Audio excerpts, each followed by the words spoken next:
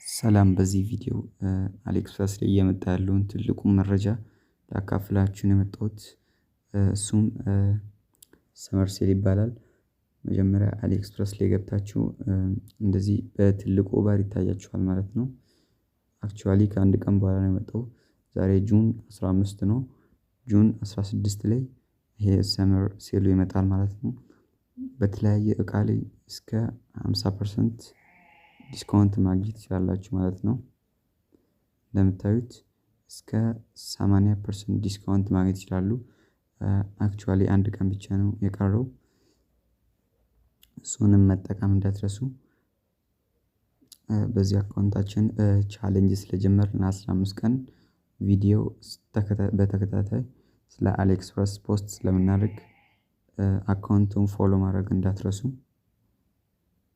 እና ቢያንስ 1000 ፎሎወርስ መግባት አለብን። ይመቻችሁ። ዝጋው እናት